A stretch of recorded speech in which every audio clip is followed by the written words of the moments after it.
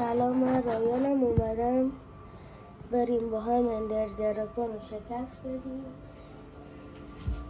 اگه میخوایم ویدیوهای دیگه ببینم باید حتما 10 تا لایک رو انجام بدید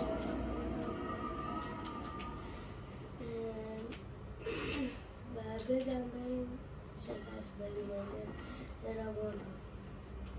اول از همه باید شمشیر رو برداریم.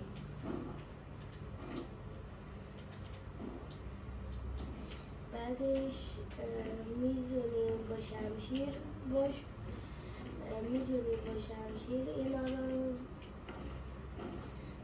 بتره کنیم، میتونیم با دست، ولی اگه بخوای هر کاری رو باید با دست این کار انجام بدیم. خب بریم شروع کنیم. من اولی رو تندونم.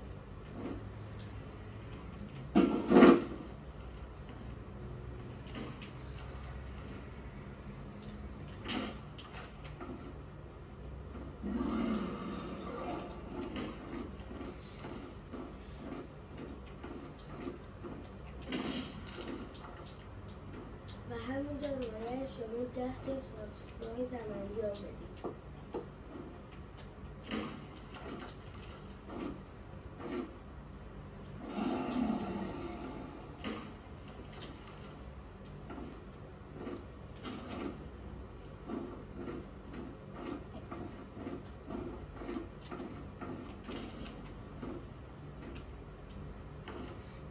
همه رو تلفنیم. الان باید بریم تا اندر دراگون بجنگیم.